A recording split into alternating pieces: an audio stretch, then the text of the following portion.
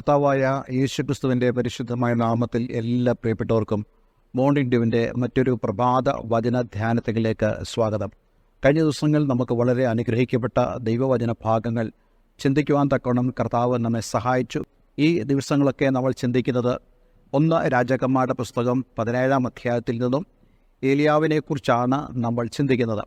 അതിലൂടെ ആത്മീയമായ വചന സത്യങ്ങൾ നമുക്ക് ഗ്രഹിക്കുവാൻ തക്കവണ്ണം കർത്താവ് നമ്മെ സഹായിക്കുന്നല്ലോ. കഴിഞ്ഞ ദിവസം നമ്മൾ ചിന്തിച്ചത് 1 രാജാക്കന്മാരുടെ പുസ്തകം 17-ാം അധ്യായം അതിൻ്റെ 2-3 വാക്യങ്ങളാണ്. പിന്നെ അവന് യഹോവയുടെ അരുളപ്പാട് ഉണ്ടായതെന്തെന്നാൽ, നീ ഇവിടെ നിന്ന് പുറപ്പെട്ട് കിഴക്കോട്ട് ചെന്ന് യോർദാന് കിഴക്കുള്ള കെരീത്ത് തോട്ടിനരികെ ഒളിച്ചിരിക്കുക. ദൈവം നമ്മെ ഒളിപ്പിക്കുന്നതിനെക്കുറിച്ചാണ് നമ്മൾ ചിന്തിക്കുവാനിടയായി തീർന്നത്. ഇന്ന് നമ്മൾ അതിൻ്റെ 4 മുതലുള്ള വേദഭാഗങ്ങൾ വായിച്ച് ധ്യാനിക്കുവാൻ ആഗ്രഹിക്കുന്നു. കെരീത്ത് എന്ന വാക്കിൻ്റെ അർത്ഥം ടു കട്ട് ഓഫ്, മാറ്റി നിർത്തുക, മുറിച്ചു മാറ്റുക തുടങ്ങിയ അർത്ഥങ്ങളാണ് ഉള്ളത്. അപ്പോൾ ഈ ഒരു സംഭവവുമായി ബന്ധപ്പെട്ട് ഏലിയാവിന് ദൈവം മാറ്റി നിർത്തുന്നതായ ഒരു അനുഭവം നമുക്ക് കാണുവാൻ സാധിക്കുന്നുണ്ട്. അത് തന്നെ കൊല്ലേണ്ടതിനോ അല്ലെങ്കിൽ തന്നെ ശിക്ഷിക്കേണ്ടതിനോ ഭാവിക്കുന്ന ആഹാബിൽ നിന്നും ദൈവം മാറ്റി നിർത്തുന്നതിനെക്കുറിച്ചും, അതുപോലെ തന്നെ വ്യക്തിപരമായി ദൈവം ഏലിയാവിനെ മാറ്റി നിർത്തുന്നത് അവൻ്റെ ജീവിതത്തിൽ ചില പരിശീലനങ്ങൾ നൽകുവാൻ കൂടിയാണ്. പരിശീലനങ്ങൾ എന്തിനാണെന്ന് ചോദിച്ചു കഴിഞ്ഞാൽ, മുമ്പോട്ടുള്ള നമ്മുടെ യാത്രകളിൽ നാം നേരിടാൻ പോകുന്ന പ്രശ്നങ്ങളുടെ നടുവിൽ എങ്ങനെ നിലനിൽക്കണമെന്നുള്ളത് ദൈവം നമുക്ക് നൽകുന്ന പരിശീലനങ്ങൾ കൂടിയാണ് നമ്മളത് മനസ്സിലാക്കുന്നത്. ഒരിക്കലും കെരീത്ത് നമ്മൾ ആരും ആഗ്രഹിക്കുന്ന ഒരു സ്ഥലമല്ല. നമ്മുടെ ജീവിതത്തിലും ഇങ്ങനെ കെരീത്തുകളുണ്ട്. അതായത് നമ്മൾ ഒരിക്കലും ഇഷ്ടപ്പെടാത്ത ചില സ്ഥലങ്ങൾ.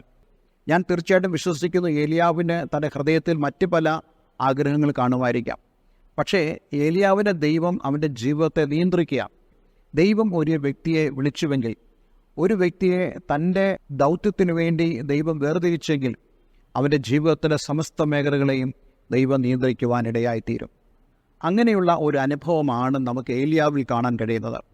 ഞാൻ ഈ ഒരു സംഭവത്തെ ഇപ്രകാരം വിശേഷിപ്പിക്കാൻ ആഗ്രഹിക്കുന്നു. ഏലിയാവിന് കെരീത്തിലെ സമയം എന്ന് പറയുന്നത് ദൈവത്തോടു കൂടിയുള്ള സമയമാണ്. ടൈം അലോൺ വിത്ത് ഗോഡാണ്. നമ്മുടെയൊക്കെ ജീവിതത്തിലും അങ്ങനെയുള്ള ഒരു സമയം, സന്ദർഭം, സാവകാശം നമുക്ക് ഉണ്ടായിരിക്കണം. നമ്മൾ മനഃപൂർവ്വമായി ദൈവത്തോടൊപ്പം സമയം ചെലവഴിക്കുന്ന അവസരങ്ങളുണ്ട്. എന്നാൽ ദൈവം ആഗ്രഹിച്ച് നമുക്ക് വേണ്ടി ഒരുക്കുന്ന ചില സമയങ്ങളും സാഹചര്യങ്ങളുമുണ്ട്.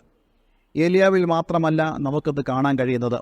ഇസ്ഹാക്കിൻ്റെ മകനായ യാക്കോബും താൻ ദൈവത്തോടുകൂടെ അല്പസമയങ്ങൾ ചെലവഴിക്കേണ്ടതിന് വേണ്ടി ദൈവം അവന് അവസരങ്ങളെ മാറ്റിവെച്ചു എന്ന് നമുക്ക് മനസ്സിലാക്കാൻ കഴിയുന്നുണ്ട്. വാസ്തവത്തിൽ അപ്രകാരമുള്ള കാര്യങ്ങളൊക്കെ ഒരു രാജ്യത്തിൻ്റെയോ ഒരു ദേശത്തിൻ്റെയോ അവസ്ഥകളെ രൂപാന്തരപ്പെടുത്തുന്നത് നമുക്ക് കാണുവാൻ സാധിക്കും. നമുക്ക് ഒരുപക്ഷെ ഇഷ്ടമല്ലായിരിക്കാം ഇങ്ങനെ കെരീത്തിൽ പോയിരിക്കുന്നത്. കെരീത്തിൽ പോയിരിക്കുക എന്ന് പറയുമ്പോൾ എത്ര പ്രയാസമുള്ള സന്ദർഭമാണ്. പ്രത്യേകിച്ച് നമ്മുടെ ഡെയിലി ലൈഫുമായിട്ട് ബന്ധപ്പെട്ട യാതൊരു കാര്യങ്ങളും അവിടെ ഉണ്ടാവുകയില്ല. നമുക്കിഷ്ടപ്പെട്ട കട്ടിലോ തലയുടെയോ നമുക്ക് ഇഷ്ടപ്പെട്ട ഉറങ്ങാനുള്ള അന്തരീക്ഷമോ ഒന്നും അവിടെ ഉണ്ടാവുകയില്ല. ഭയത്തിൻ്റെതായിട്ടുള്ള അന്തരീക്ഷങ്ങൾ നമുക്കവിടെ കാണുവാൻ കഴിയും. പക്ഷേ ഒരു കാര്യം നാം മനസ്സിലാക്കണം. കെരീത്ത് എന്തിനാണ് ഏലിയാവിന് അനുവദിച്ചെന്ന് ചോദിച്ചു കഴിഞ്ഞാൽ, ദൈവത്തിൽ മാത്രം ആശ്രയം വയ്ക്കാൻ വേണ്ടിയാണ് ദൈവം കെരീത്തിനെ ഏലിയാവിന് വേണ്ടി കരുതിയത്. ഇന്ന് ഞാൻ നിങ്ങളോട് പറയട്ടെ, നിങ്ങളുടെയൊക്കെയും ജീവിതത്തിൽ, നമ്മുടെയൊക്കെയും ജീവിതത്തിൽ ദൈവം നാം തന്നിൽ മാത്രം, ദൈവത്തിൽ മാത്രം ആശ്രയിക്കേണ്ടതിന് വേണ്ടി ദൈവം നമ്മെ പരിശീലിപ്പിക്കാനിടയായിത്തീരും. അവിടെ നമ്മെ അനേകരും വിട്ടുപോകും. ആരും നമുക്കൊരാശ്രയമായിരിക്കുകയില്ല. എല്ലാവരും തന്നെ നമ്മെ അവഗണിക്കുന്നതായ രീതികൾ നമുക്ക് കാണുവാൻ കഴിയും.